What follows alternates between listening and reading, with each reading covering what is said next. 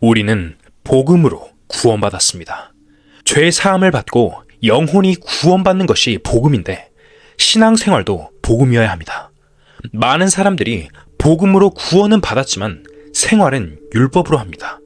이전 영상에서 율법에서 해방된 문제를 공부했지만 그래도 여전히 율법에서의 해방이 무엇을 말하는지 잘 모르는 분들이 많습니다. 율법에는 두 가지가 있습니다. 하나는 구약의 율법이고 다른 하나는 마음의 율법입니다. 우리는 구약의 율법에서는 해방을 받았습니다. 이제는 내 마음의 율법에서 해방을 받아야 비로소 진정으로 복음으로 살아갈 수 있습니다. 율법으로 사는 것과 복음으로 산다는 문제는 아주 다릅니다. 구원을 받았으면서도 신앙생활이 제대로 잘 안 되고 그래서 잘 해보려고 애쓰고 노력하고 힘쓰는 사람들이 많습니다. 그렇게 될 때 그 사람의 삶은 율법으로 들어가는 생활이 됩니다. 그래서 신앙생활이 자유롭지 못하고 제대로 신앙생활을 해보려고 해도 잘 안 됩니다. 결국 율법 속으로 들어가게 되는 것이지요.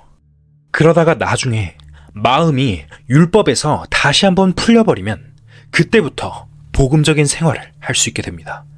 그 이후의 삶은 내 힘으로 사는 것이 아니라 복음 안에서, 성령 안에서 사는 생활이 됩니다. 그때 비로소 진정한 신앙생활이 이루어집니다. 지금은 이런 문제를 여러분들이 잘 이해하기가 어려울 수 있기 때문에 이 부분에 대한 공부는 아직은 하지 않을 겁니다. 성경에 보면 이런 문제들이 많이 기록되어 있습니다.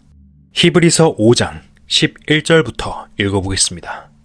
멜기세덱에 관하여는 우리가 할 말이 많으나 너희의 듣는 것이 둔함으로 해석하기 어려우니라. 때가 오래므로 너희가 마땅히 선생이 될 터인데 너희가 다시 하나님의 말씀의 초보가 무엇인지 누구에게 가르침을 받아야 할 것이니 젖이나 먹고 단단한 식물을 못 먹을 자가 되었도다. 대저 젖을 먹는 자마다 어린 아이니 의의 말씀을 경험하지 못한 자요 단단한 식물은 장성한 자의 것이니 저희는 지각을 사용함으로 연단을 받아 선악을 분별하는 자들이니라. 여기에 젖 먹는 사람과 단단한 식물, 즉 떡이나 밥을 먹는 사람들은 다르다고 말하고 있습니다. 젖을 먹는 사람은 마치 어린아이가 밥이나 떡을 먹지 못하는 것과 같습니다. 이제 갓 구원받았거나 혹은 구원받은 지 오래되어도 여전히 젖밖에 못 먹는 사람들이 많습니다. 그래서 단단한 음식에 대해 이야기를 해도 이해하기 어렵다는 뜻이 이 구절에 담겨 있습니다. 11절에 보면 멜기세덱에 관하여는 우리가 할 말이 많으나 너희의 듣는 것이 둔함으로 해석하기 어려우니라 라고 했습니다. 이 멜기세덱은 옛날 아브라함에게 나타났던 제사장입니다. 그런데 여기 이 멜기세덱 제사장이 신약시대에는 예수님을 가리킨다고 말합니다. 신약시대에는 예수님을 가리켜 말하는 것인데 왜 이 말을 여기에 하면서 그 멜기세덱에 관해서는 너희들이 알지 못한다고 했을까요? 이 멜기세덱은 지금 부활해서 하나님 우편에 계시는 예수님을 말합니다. 사람들이 이 멜기세덱에 관해서는 잘 모른다는 말입니다. 그러면서 12절에 때가 오래므로 너희가 마땅히 선생이 될 터인데 곧 구원받은 지 오래되어서 이제 선생 노릇을 해야 할 사람들이 다시 하나님의 말씀의 초보가 무엇인지 누구에게 가르침을 받아야 할 것이니 젖이나 먹고 단단한 식물을 못 먹을 자가 되었도다 라고 말합니다. 그렇다면 이 단단한 식물은 무엇일까요? 이해하기가 조금 어렵습니다. 이론적으로는 알 수 있는데 실제로 체험하기는 어렵습니다. 간단히 말하면 단단한 식물은 구원받은 사람들끼리 서로 사랑하는 것입니다. 내 이웃을 내 몸과 같이 사랑하라는 그 사랑입니다. 사랑하는 것은 굉장히 어렵습니다. 그게 잘 안 됩니다. 말로는 알지만 실제로 실행하기 어렵습니다. 그래서 이것이 단단한 식물이라는 뜻입니다. 서로 사랑하라, 내 몸같이 사랑하라, 원수를 사랑하라 하는 말씀이 있지 않습니까? 그런 말씀들이 이해는 되지만 실제로는 안 되는 겁니다. 그 안 되는 것을 하라고 하니까 그게 단단한 식물이다 라는 뜻입니다. 그래서 성경이라는 것을 이론적으로 아는 것하고 실제로 우리가 마음에서 우러나서 그것을 실천하는 것 사이에는 굉장히 큰 차이가 있습니다.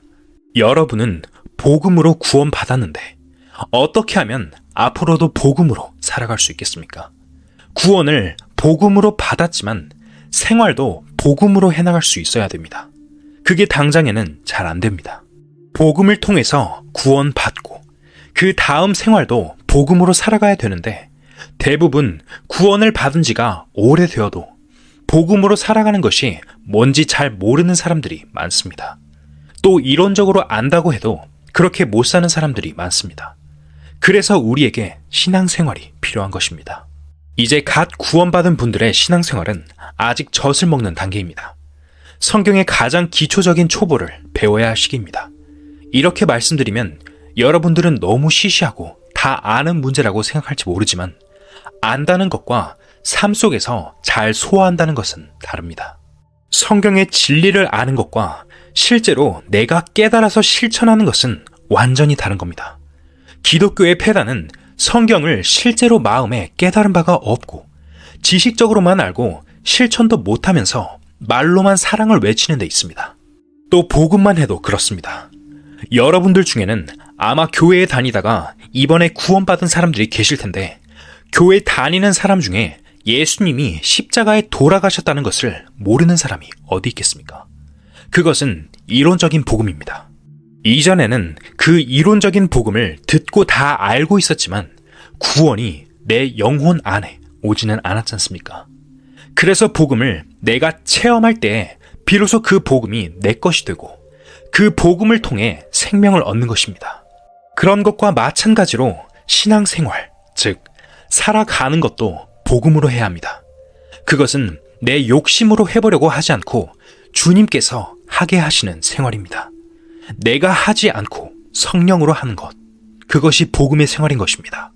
그래서 로마서 1장 17절에 이런 말씀이 있습니다.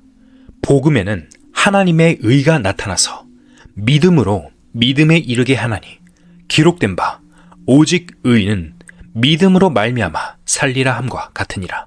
여기에서 복음에는 하나님의 의가 나타나서 라는 말은 우리가 이미 경험했습니다. 내 의가 아니고 하나님의 의, 즉 내가 율법을 잘 지켜서 하나님 앞에 의롭다고 인정받는 것이 아니고 단순하게 내가 예수님을 믿음으로써 예수님이 나의 구주가 되시고 예수님을 입고 하나님 앞에 설 수 있는 그것이 복음에 나타난 하나님의 의입니다. 우리가 그것을 믿어서 구원을 받았습니다. 믿은 다음에는 그 믿음에서 또 다른 믿음으로 나아가야 됩니다. 믿음의 생활로 나아가야 됩니다. 믿음으로 믿음에 이르게 하나니 여러분들은 지금 현재 믿음으로 구원을 받았고 그 다음에 또 믿음이 필요합니다. 대부분의 사람은 믿음으로 구원받고 멈춰버립니다. 나는 구원을 받았으니까 천국에 갈 수 있다 고 생각하고 거기서 신앙생활을 중단해버립니다. 다음 믿음의 단계로 나아가야 되는데 그 다음 믿음으로 나아가지 않고 이제 구원받았으니까 다 되었다 하는 식으로 멈춰버리고 신앙생활을 포기하는 사람이 많습니다. 그 다음 믿음이 와야 되는데 그 다음 믿음이 오지 않고 그냥 그 상태에서 쉬어버리는 사람들이 많습니다.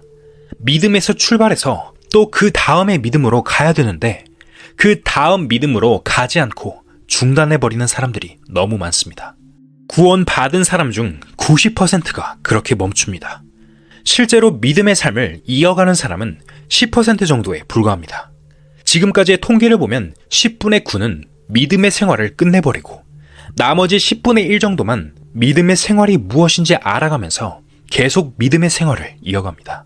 구원받은 이후에 복음의 모임에서 발길을 끊어버리고 떠난다면 신앙생활은 끝이 납니다. 그렇게 되면 믿음으로 믿음에 이르는 신앙생활을 할 수 없어요. 왜 그렇습니까? 빌레몬서 1장 6절을 읽어보겠습니다. 이로써 내 믿음의 교제가 우리 가운데 있는 선을 알게 하고 그리스도께 미치도록 역사하느니라. 다음 시간에는 이 빌레몬서 1장 6절 말씀을 깊이 살펴보면서 믿음의 교제가 우리 안에서 어떻게 선을 알게 하고 예수 그리스도께 이어지도록 역사하는지 함께 알아보겠습니다.